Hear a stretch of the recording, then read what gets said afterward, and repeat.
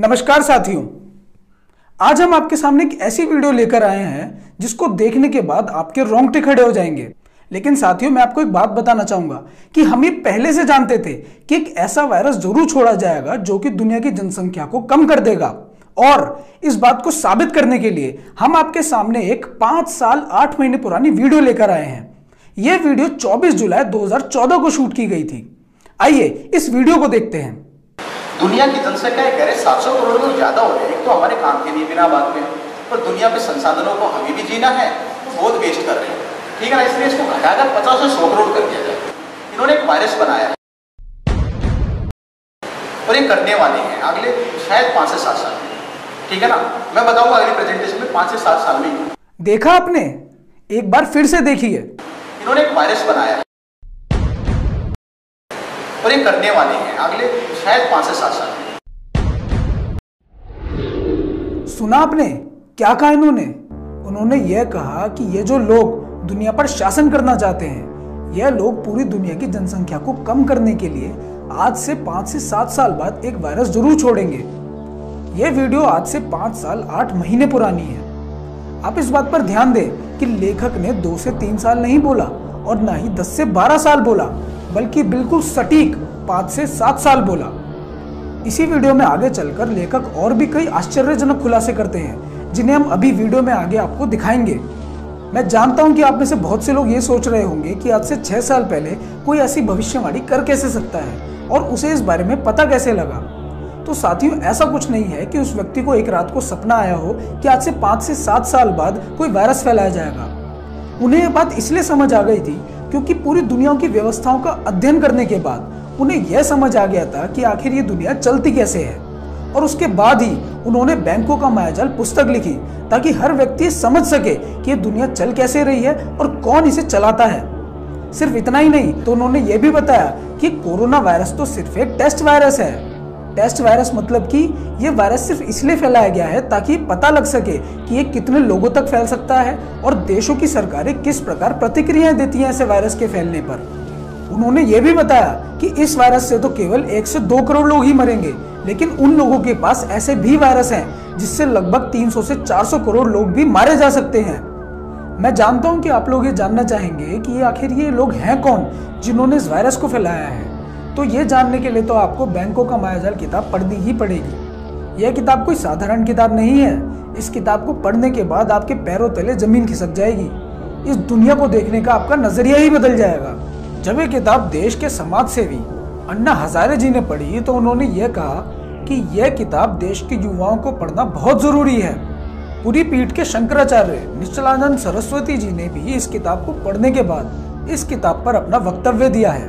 देश के एक चर्चित पत्रकार विनीत नारायण, जिन्होंने हवाला कांड का खुलासा किया था, उन्होंने जब ये किताब पढ़ी तो उन्होंने यह कहा कि अद्भुत किताब 125 करोड़ भारतीयों की आंखें खोल देगी। इतना ही नहीं, देश के प्रमुख अखबार जैसे अमर उजाला, पंजाब केसरी और उत्तर भारत के और भी कई अखबारों में इस किताब पर लेख छपे हैं।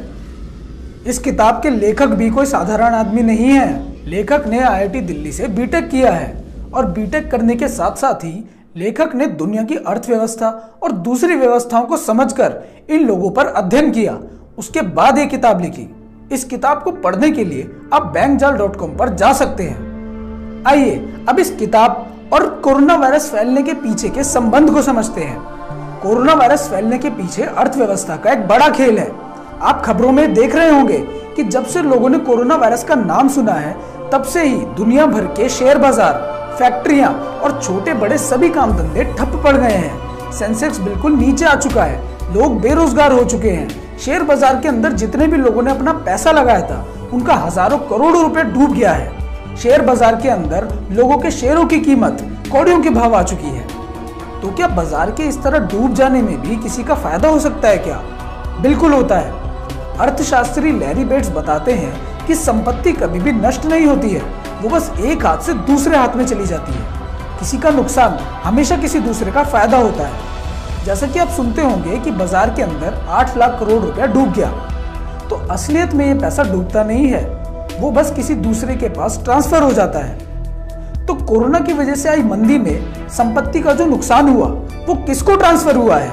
आइए इसे समझते हैं। आप शायद ये बात नहीं जानते होंगे कि दुनिया के अंदर मंदी कभी भी अपने आप आती नहीं है, हमेशा लाई जाती है, जिसके अंदर इन बैंक्स का बहुत फायदा होता है।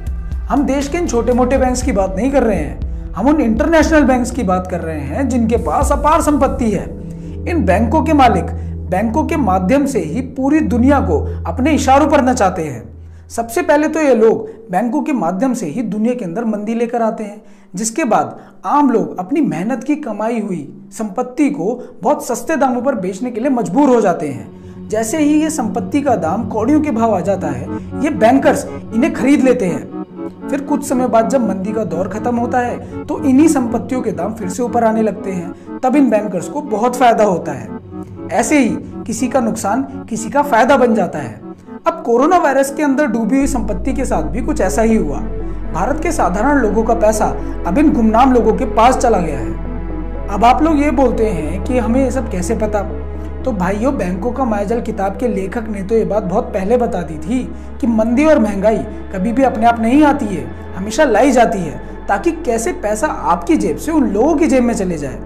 इसीलिए 6 साल पहले उन्होंने बात बोली कि एक वायरस जरूर छोड़ा जाएगा जिससे इन लोगों के 2 मंसूबे पूरे होंगे। सबसे पहला तो ये कि दुनिया की जनसंख्या कम होगी, और दूसरा ये कि जब कोरोना वायरस की वजह से दुनिया के अंदर मंदी आएगी तो उसके बाद दुनिया के देशों को इस बात पर लेके आने के लिए कि दुनिया को अब एक केंद्रित या फिर एक सेंट्रल अर्थव्यवस्था की जरूरत है। और आप देख लेना, कुछ महीनों बाद ये बात भी उठने लगेगी कि अगर दुनिया की अर्थव्यवस्था को बचाना है तो दुनिया को एक सेंट्रल अर्थव्यवस्था की जरूरत है। ये सब करके इन लोगों का सिर्फ एक ही सपना है, वन वर्ल्ड गवर्नमेंट बनाने का, यानी कि दुनिया की एक सरकार बनाने का, और जिसकी शुरुआत होती है वन वर्ल्ड बैंक से। हमारी बात पर यकीन नहीं आ रहा तो ये वीडियो देखिए। इनका परम उद्देश्य क्या है?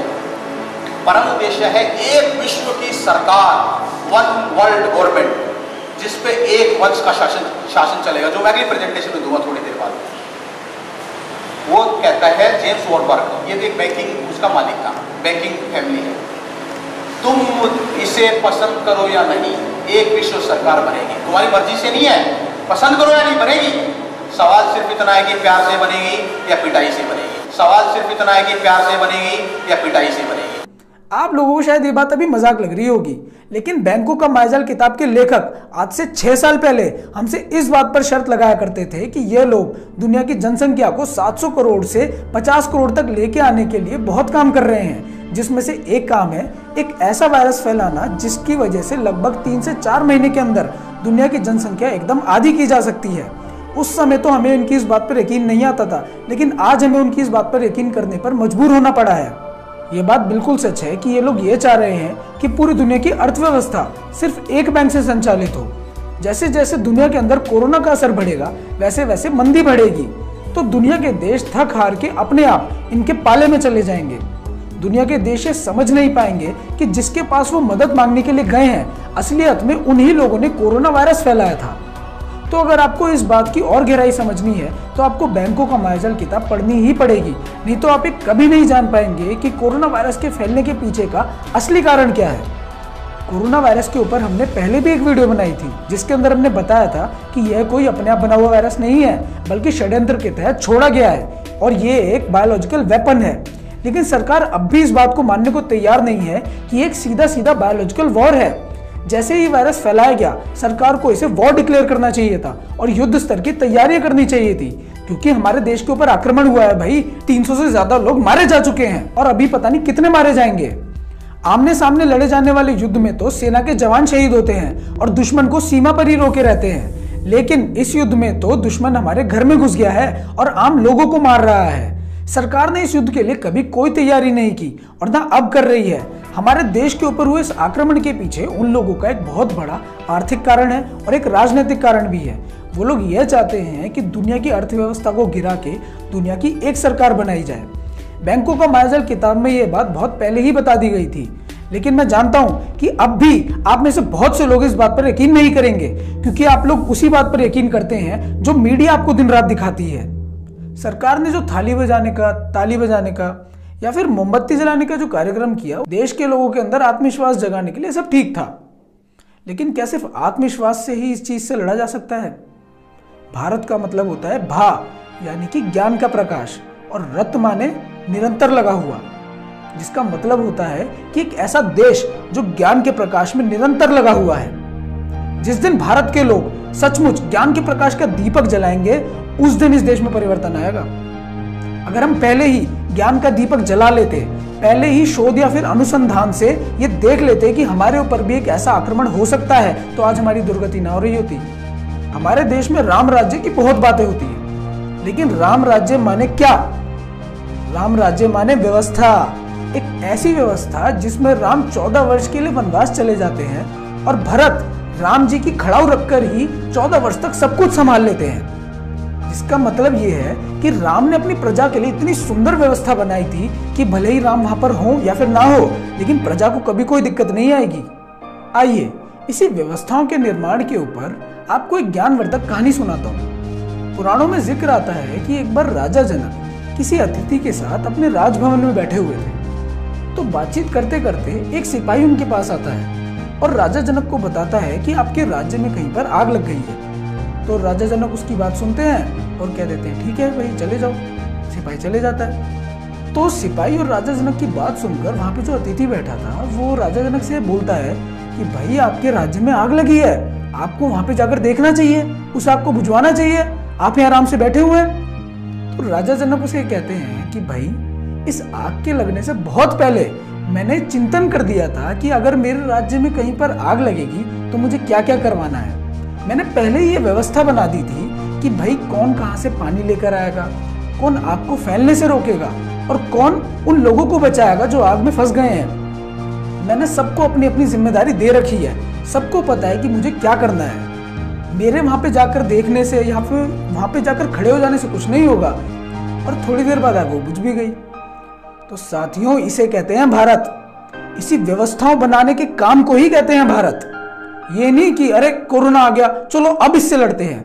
अरे कोरोना आ सकता है, ये सोच के पहले ही व्यवस्था बनानी पड़ती है। इसीलिए साथियों ज्ञान का दीपक जलाना पड़ेगा, भारत को खड़ा करना पड़ेगा और भारत को खड़ा आप करेंगे, हम करेंगे। अरे दिए और मोमबत्तियां तो बहुत जला ली, अब संकल्प लेते हैं कि आप और हम मिलकर ज्ञान का दीपक जलाएंगे। अगर आप देशभक्त हैं तो सिर्फ 3 काम कर दीजिए। पहली बात, इस वीडियो को ज्यादा से ज्यादा लोगों तक पहुंचाएं ताकि यह सच सबको पता लग सके। दूसरी बात, जो भी देशभक्त हमसे जुड़ना चाहता है वो bankjaal.com पर जाकर रजिस्टर करें। रजिस्टर करने के लिए bankjaal.com पर जाएं। साइट खुल जाने के बाद हमसे जुड़े के ऑप्शन पर क्लिक करें। यहाँ पर आपको फॉर्म दिखाई देगा। आप फॉर्म को हिंदी या फिर अंग्रेजी किसी भी भाषा में भर सकते हैं। फॉर्म के अंदर पूछी गई पूरी जानकारी को ध्यान से भर दें। फॉर्म भर जाने के बाद फॉर्म को सबमिट कर दें। फॉर्म को सबमिट कर देने के बाद आपको अपने फोन के स्क्रीन पर एक नंबर दिखाई देगा। उस नंबर को अपने फोन में भारतीय परिवार के नाम से सेव कर लें और उस नंबर पर एक मिस कॉल जरूर दें। तीसरी बात, बैंकों का मायाजाल किताब जरूर पढ़ें जो कि आपको bankjaal.com पर ही मिलेगी। अगर ये 3 काम आपने कर लिए तो मुझे पूरा यकीन है कि आप और हम मिलकर बहुत जल्द एक सुंदर व्यवस्था बना लेंगे और ये दुष्ट लोग जो कोरोना वायरस फैला रहे हैं इनके विरुद्ध भी एक ताकत खड़ी कर लेंगे ताकि भविष्य में हमारे ऊपर ऐसा कोई भी आक्रमण ना होने पाए, और अगर हो तो हम बहुत सरलता से उसको जीत भी पाए। आपके और आपके परिवार की शुभकामना के साथ विदा लेता हूं।